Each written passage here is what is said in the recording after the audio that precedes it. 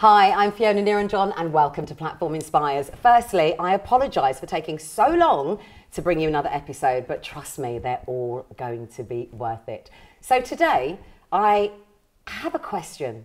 What happens when you are doing your thing, loving your thing, and then all of a sudden your health stops you? How do you pick yourself up from that? Well, I've managed to find a wonderful young man to share his story with us, and it's all about football. Yeah, I heard you. You went crazy. Ladies and gentlemen, boys and girls, Platform Inspires audience, let me introduce you to Cecil. Hi. Cecil, thank you so much for coming on Platform Inspires. No problem at all. How are you? I'm good. Yeah? I'm good. Thank you very much. So we are talking about football. Yay.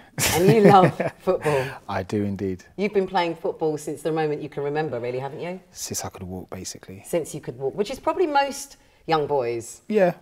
Around the world. They might not stay with it, but you know. Oh yeah, definitely. I think they as soon as they can walk and they know about football, they're hooked.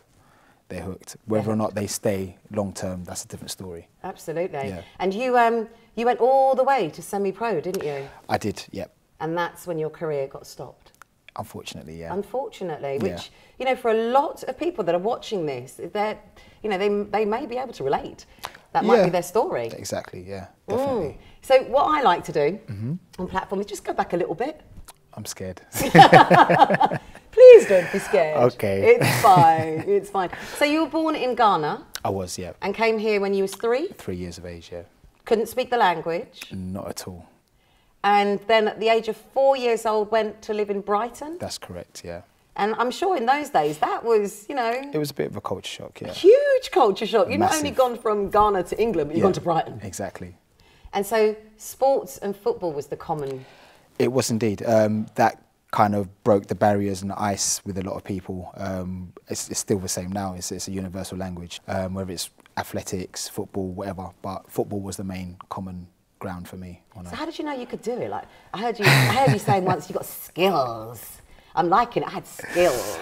I think for a lot of people that can relate to that type of story, it's just a natural thing. It's you know, you kick a ball and you learn certain tricks, and you know, you just adapt to it, and you just learn off older people and off watching TV and your idols. You know, One of your idols I met. And who would that be? George Weah. Wow, George, this is amazing. Look how many CDs you've got. You know, always like this. Yeah, you can do that Yeah. Most people that knew me back in that day. Definitely, yeah. He was definitely one of my icons growing up. Because he did that goal, didn't he, where he took it from one end of the pitch right the way to the other on his own. 1996, AC Milan against, I think it was Verona. Wow. From I'm a liking corner. the fact that you remember it and you just told everyone, hold on. I never actually really mentioned young. any ages there. So being 4 years old in Yeah. Brighton, couldn't speak the language. How long did it take you to speak the language? Well, not long, because obviously being that young, you pick up things quite quickly. I think it took me all of maybe 6 to 8 months just to Wow. know the basics. Okay. And obviously being around and having to be forced to learn it, it was a lot quicker. Now, your mum was a caterer. She was. You had the best birthday parties, I remember you telling me. Ever. Ever. Everybody wanted to come to you. I was that guy. I was the popular guy when it came to birthdays. Yeah, nothing was spared. Any cake I wanted, I got it. And I'm jealous. Well, you know. And your dad was in sports, wasn't he? He was an athletics coach. Officially for Ghana, he was the athletics coach for Ghana national team, and he taught a lot of the teachers of PE as well, and stuff like that. So yeah. So did he really support you then? Put all of his dreams and hopes and determinations into you? He did, but I kind of broke his heart a little bit, only in the sense of he wanted me to follow the athletics route. Okay. Did you try it? I tried it. I was actually, he was a middle distance runner, so 800, 1500 metres. In my secondary school, I was the borough champion for 1500 metres, so my dad was like, yes. But then football took over. So that kind of broke us up. But he did obviously push me into that training, everything that I needed. He was there for me. Amazing. Yeah. how long did you stay in Brighton? You came back from Brighton when you was what? When I was 9, 10. Okay, Yeah. all right. So now you're in London, Yeah. and this is where you're being recognised Yeah. in London. Yeah. That age group, kind of coming from Ghana, Mm-hmm. going to Brighton, then coming to London. What was that like for you? It was cool. It was cool. I mean, going to Brighton wasn't, obviously being away from my parents was hard, especially at a young age. I was too. Yeah. Oi. Yeah, I was born in this country, and at the age of 2 months old, went to Yeah. live in Trinidad, while my So, parents further yeah, educated exactly. themselves. That's the same situation I was in with my mum anyway. Right. So yeah, it was hard when you're young. Obviously, you know, you love your mum and you're used to your parents, and then you're there with a complete different family, don't really know anyone, and yeah, it was a bit of a culture shock. But you know, resilient as I am, just got on with it really. So 12 years old, we're doing it, we're liking it, we're loving it actually, aren't Yeah, we? we are, And then definitely. what happens? How does the progression happen? So basically, I was playing for a youth team. We did very well in the league and a lot of five-a-side competitions. So, you know, getting noticed through that. Then secondary school, first in the first team, blah, blah, blah, you know, things like that, and progress from there. And is this, at this point in your life, you're like, right, that's it, man. I'm a footballer. That's what I wanted to do, yeah. I'm going to be like George Weah. Yeah, basically.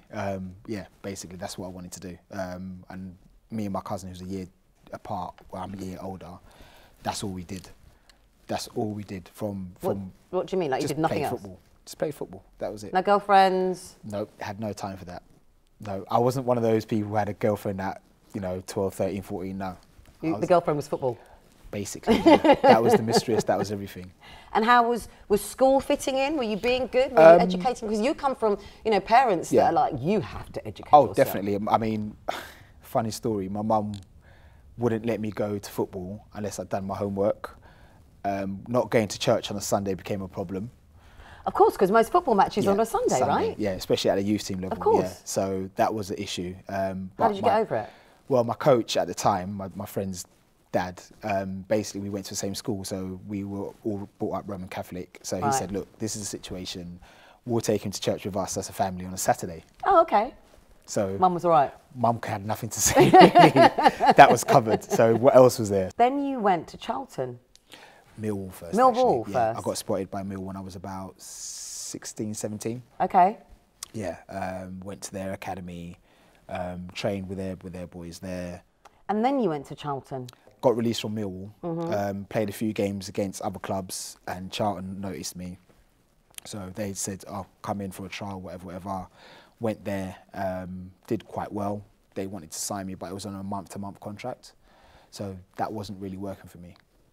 And what did you want to do at this stage then? What was your dream at this moment in your life? How old are you, first of all? Now I'm about 17, 18. Okay, what was your dream at this stage? Just be professional, really. Okay. Just be a professional footballer. It wasn't about the money, it wasn't about anything else. It was just the fact of being a professional footballer. Because the passion for the game's changed, Oh, hasn't yeah, it? big Like, time. we're going to get to that in a moment, in a little while. But Big I remember time. when we met, you were Yeah. talking about this, how much it has changed. Oh, yeah. So at this point in your life, you are passionate about Yeah. football. Yeah. And as you rightly just said, it's not about the money, No. it's just about playing the game. Yeah. Were you ever scared when you were on the pitch? Like when those balls, not the balls, the feet, the men's feet and the Do you know what it is? Is when you're in the game, everything else just gets blocked out. Right, okay. You're just focused on the moment. Okay. You're in the moment. You're in the zone, as they say. So Because as a viewer watching it, and you see these two heads coming together in slow motion sometimes, you know, that's fear. That's Yeah. scary. No? Nah. Oh, okay. Maybe it's just me watching it then. It's you know what it is. You're like I said, you're in the zone. So everything else, Yeah. whether it be dangerous, whatever, you're not even focused on that. You're just focused on the game. You know, wanting to win the game. You know. What's your best skill? Oh wow. I think it was my feet. I had good feet with the ball. Could take people on, and I was quite pacey as well. So that was dangerous. That comes from your athletics. Exactly. My dad's training. Wonderful. Yeah. Thanks, Dad. Yeah, well, Loving basically, that. yeah. So it kind of went hand in hand, you know. So yeah, I think that was my best skills. Okay. And from Charlton, what happened? You know, mutual consent, left, just went down the semi-pro circuit then. And then you ended up at Hartford. Hartford, and Yeah. this is where Yeah. the day appeared that would The change day. your life. Yeah. So am I right in saying that you went into a tackle with the goalie, Yeah, kind of. okay? Yeah. And tackled each other, Yeah. and That's actually when your knee locked. Yeah. I mean, just saying it makes my blood curl. I'm sitting there going, my knee locked. Yeah. And you pulled all of the ligaments? No, I snapped my... It sounds more painful than it actually is. What do you mean it sounds more painful? I snapped. But Yeah. that, you know, that word, snap. Yeah. Yeah. Okay. Yeah. I'll just stay here. You can talk me through it. So basically, you've got ligaments at the front of your knee and ligaments at the back of your knee. So basically it stops your knee from either going too far back or too far forward. And that's what you snapped? I snapped the ones at the back. So basically my knee, it's hard to describe. It basically, if you push your knee back, there's always a resistance. Now I've got no resistance because the ligaments that hold that resistance they've been snapped. So basically from the incident, I got up. Yep. In tried pain? to run it off. In pain a little bit. A little bit? A little bit in pain. Because you're resilient. Well, it's adrenaline. Okay, all right, yeah, I get that. Adrenaline's pumping. Got a little bit of treatment, felt all right, tried to run it off. I think it was about 10 minutes after the incident, still could feel that there was no give in my knee and it was locked, so I couldn't bend it. So I just said, look, no, I can't continue. So I got caught up, obviously came off, went in the shower, came out, knee just swelled up. So it was like how can I describe it? It wasn't quite a football, but it was Melon? like not that big, but like a tennis ball. Okay. Slightly bigger than a tennis ball. All right. So... so at this point, have you realised to yourself, I've really done something bad? Or you just kind of like, oh, it's a little bit of an it's just, at first just thought it's impact. Because Okay. obviously when you have an impact injury, it swells. So Right. I just, at this time, not thinking anything of it, came out of the shower, got ice to stop the swelling, and then just basically went home. Didn't think nothing of it. And you went to bed. stayed home for a little while, didn't you? Just kind of like, oh, I'll just rest it and it'll be okay. Yeah, I didn't, obviously couldn't train because it was still swollen. But then after, about 2-3 weeks after, it was still swollen. And am I right in saying that semi-pro, if you don't pay, you don't get paid? Basically, yeah. Okay, so you're at home not getting paid Yeah. with a knee that you're not quite sure what's going on with? Yeah. Not thinking you might need to go to the doctor? At that point, no. It's not until the... I mean, really? This is men, isn't it? That's what It's we do. men, totally men. It's what totally we do. men. It's what we do, you know. It's all right. It's it'll all be right, we're Yeah, fine. exactly. Legs falling off, but we're Yeah, fine. we're okay, we can still use the other one. Yes. Of course, yeah. Exactly. All right, brilliant. So we're at home. Yeah. 2-3 weeks. Yeah, still swollen. Still swollen, and now you've decided to go to doctors. Yeah, basically went to my GP. He referred me to the hospital, had an x-ray. Nothing came up, no broken bones or anything like that. Okay, that's good. Kneecap wasn't broken or anything like that. Right. Then I had an MRI scan. So I had to wait about 2-3 weeks for that. Had the MRI scan. And Is this all, at the time, is this all on the NHS? All on NHS. Okay, Yeah, all right, so you're not having to pay out for it, because you're not working, are you? No. Well, I'm not. I am working because obviously, but it was semi-pro, so I'm not getting paid for playing football at this moment. Okay, so in this moment of your life, you've also just lost your mum as well, haven't you? Yeah, my mum passed away in the 2003. June. Yeah. And this happened in the November? This happened in September of the same year. Yeah. The same year. So you've got all of this emotional grief Yeah. going on. Yeah. And mum died really young, didn't she? Yeah, 54. Yeah. Yeah. My mum died really young as well. And so you've got all this emotion going on, and now your passion, I want to be a footballer, what you've always dreamed about, you're not able to do it. How are you coping with this? It was day by day. I didn't think too much of anything really at that time. It was just live day by day. Okay. Because at the moment you don't even know that you can't play anymore, do you? This is so it. you've I'm still just got this thinking, hope. yeah. So sort the knee out, yeah, and I'll be all sort right. the knee out and be fine. Because the football was what got me through. Of course. Because obviously it's a release, you know. But then like I said, once I had the MRI scan, and I was told that I've snapped my ligaments, I was like, ooh, hold on a minute. Sorry. I'll try using another word. Keep using it. I'll just keep breathing every time I hear it. So now it was like, ooh, okay. So I had to reflect and, you know, sit down and just, you know, and this time my dad was there and he's like, okay, you know what, just take your time and don't rush it, blah, blah, blah. You can still go back and play football. Exactly. So then the operation was the next solution to it. Were you up for it? Yeah, definitely. I was up for an operation. Yeah. Because again, in your head, it's like, have the operation, get back on the pitch, exactly, yeah. Okay. So before the operation, I was given a 60-40 chance of being able to play again. Which one are we? 60 what? 60 not? 60 not, 40 yes. Oh, wow. Yeah. So the How did that percentages, feel? Didn't feel any way about it. You just gearing on 40, weren't you? I just thought, you know, I'm going to make 40 work. Do you know what? 40 is better than 20. It's true. So It's true. I'll take 40%. Yeah, okay. I'll take the 40%. Yeah. But yeah, so I was like, and I still wanted to, that's like, you sure you want to go for it? I was like, yeah, let's do it. So we're living with Dad. Yeah. Okay, we're living with Dad. We've had this surgery, so we've got Dad to take care of us. Thank Yep. you, Dad. And in our head, Yeah. we're focusing on the 40. We're going to look Exactly. after ourselves Yeah. and we're going to get back on that pitch. Okay. So you do get back on the pitch, don't you? I do.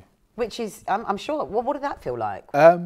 It felt a bit weird at first, to be honest. Why? Because it was 18 months 18 months. from Injury. injury to getting to that back onto the pitch. Yeah. You know, so it was a long road. So we're back on the pitch now, Yeah. smiling, Of course. because we're playing football. Yeah. And then explain that to us. It was weird because if anyone that's had an injury knows that sometimes it's in the back of your mind. Obviously, your knee, you got to look after it. You're not going into challenges like you should do. You know, you're holding back a bit. So you're a bit nervous? Yeah. Just obviously because of the knee. So are you thinking that this nervousness is just going to be temporary? Not thinking anything at the time. Just Okay. thinking, you know what, I'm not doing what I want to do. You know, in the sense of what I'm capable of doing. Because I'm thinking about my knee. I don't want to damage it and then have to go back through that whole. Yeah, of course. You know, so that journey again. So I'm just being cautious where usually I'm not. It's just Straight in. Yeah, straight in. Well, that's how you diving got in. the knee. Exactly. In the first place. Exactly. Okay. So it took a bit of time, not physically, but mentally, to get over that hurdle for me to be playing as normal as I was before. So it would take a bit of time for me to recover from games, whereas the recovery from a game took a bit longer. Were you in pain? It ached. Right. Because obviously my knee's not used to that rigorous, movement and stuff like that, because it's been out for 18 months. Right. So after every game, it just took a bit more time to recover. And were you worried? At first, yeah. Okay. At first, but then I just thought, you know what, you've been out for 18 months, it's going to take a bit of time. But plus, at this time, I'm about 28 now. So it just took a bit more time to recover than what I'm used to. Because, football has a certain life. Yeah, it does. It's not long. It's not long, is it? So in theory, if you are going to play, how much longer would you be playing for? What, from that age? Yeah, 28. What would be the lifespan for you to continue? At that time, 31, 32. Right, okay, If so that. you're talking like 4 or 5 years maximum. Yeah. And then you've got a whole life ahead of you after that, so that's what you consider. Exactly. So am I right in saying that your mum used to tell you a few things when you were young? Because you're an only child, aren't you? I am. Spoiled. And I'm joking. I'm a middle child. Oh, there you go. You're Yeah, I'm not spoiled. I had to take it from up and down, like both of them.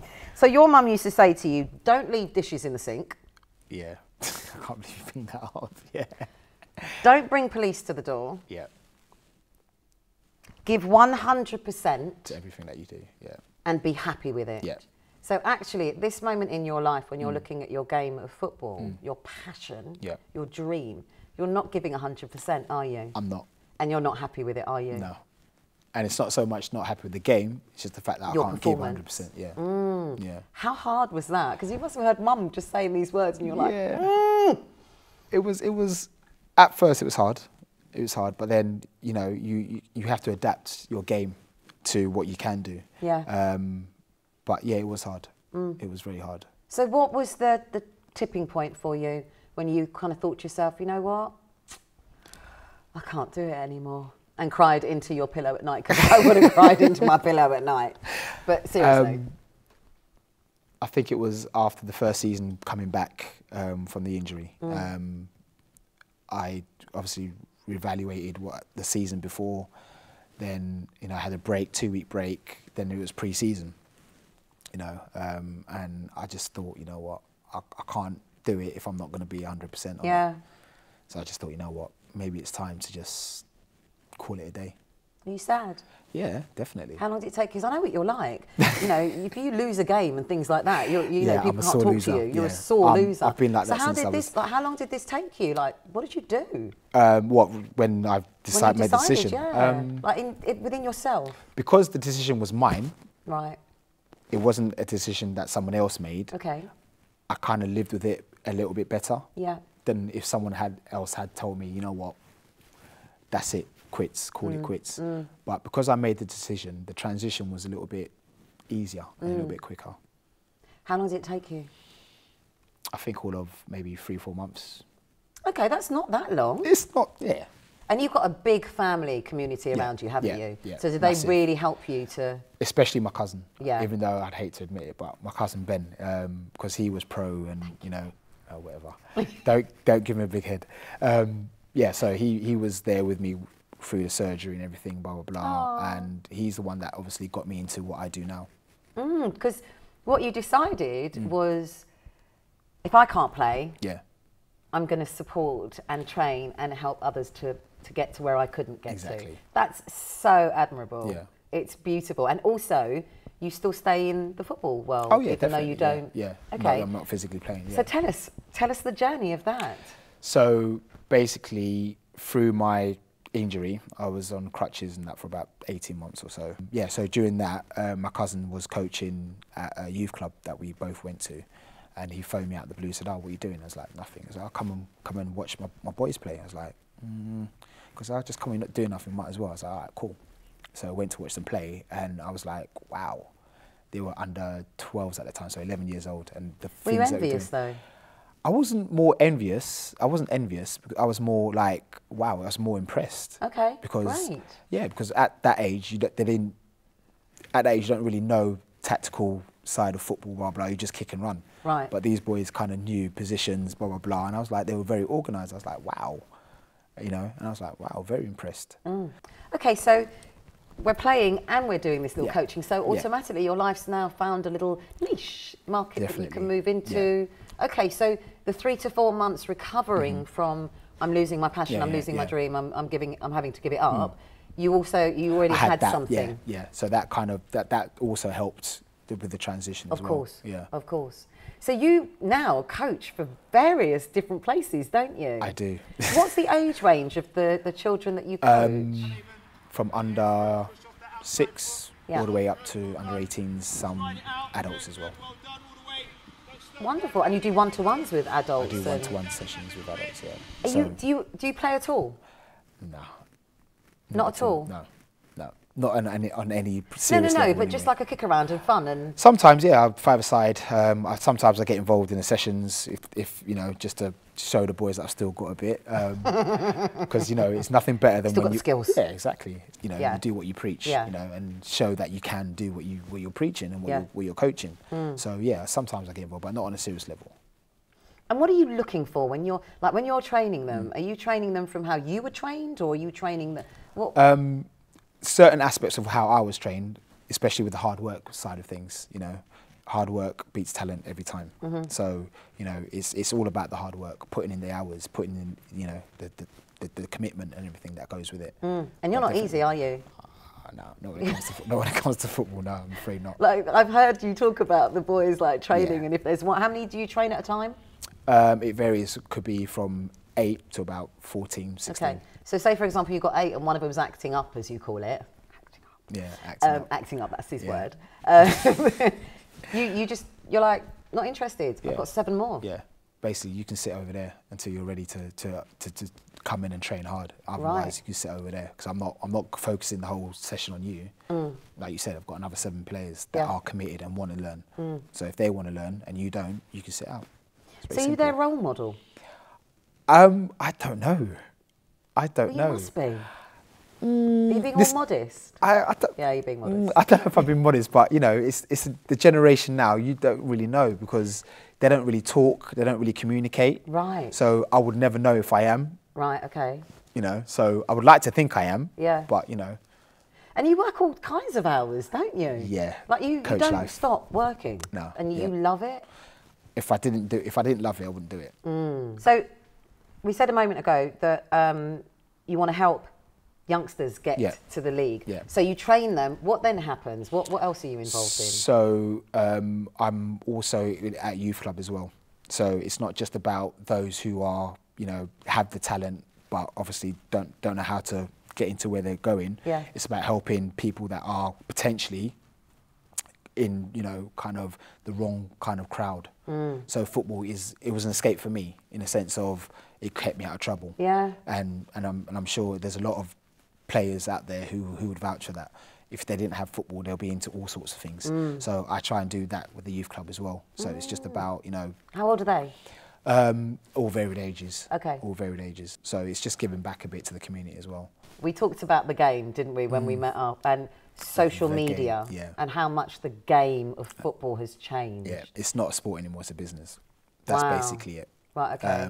I think there's so much money involved in the game, whether it be through TV rights or sponsorship. The fundamental of the game, the love of the rawness of the game, and the love of that is gone.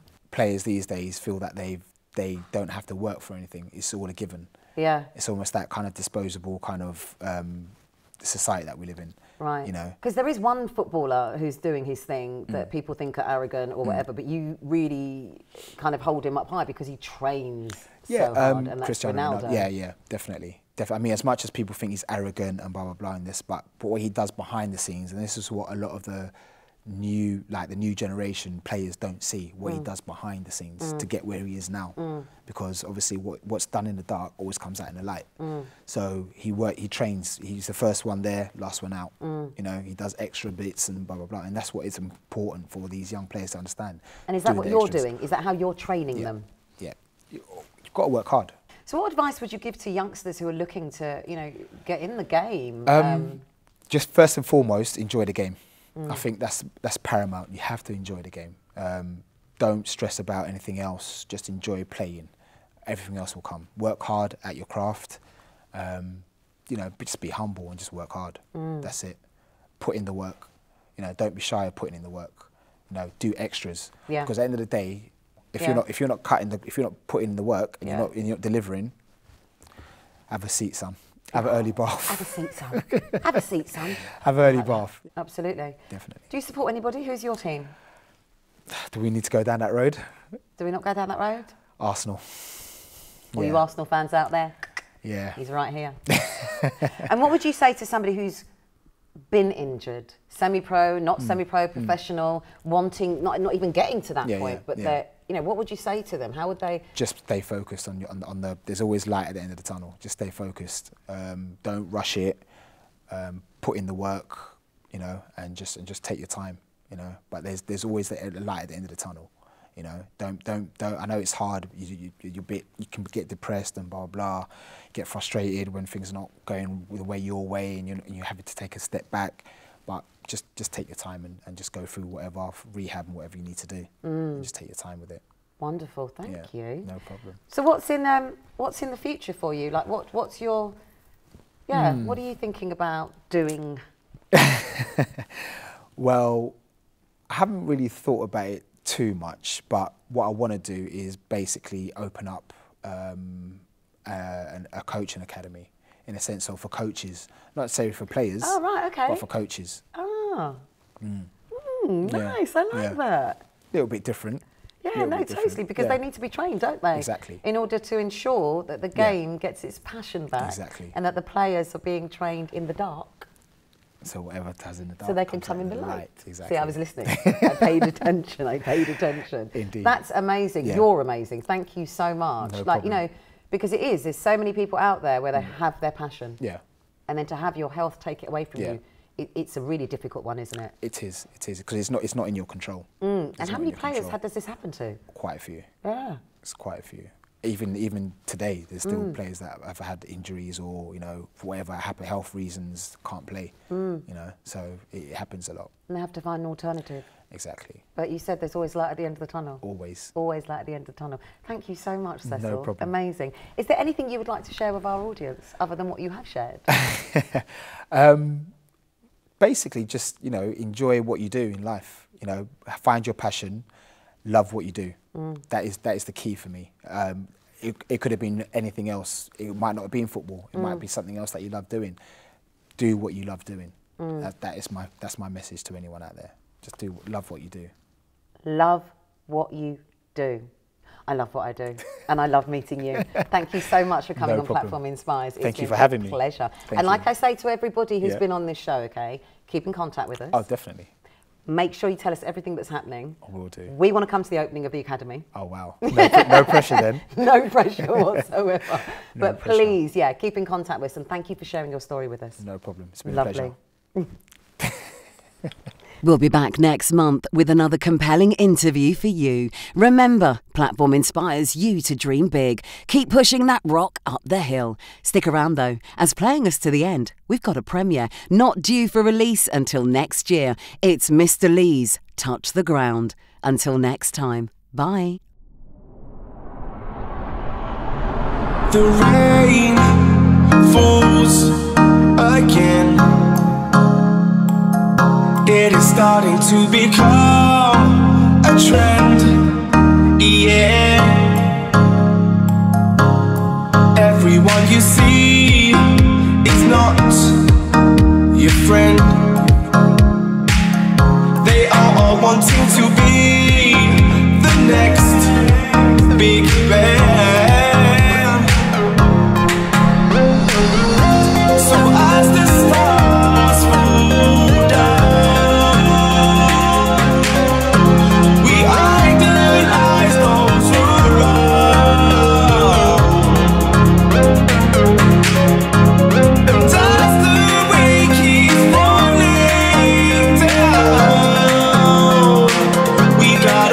ourselves up now, so high that we can't touch the ground.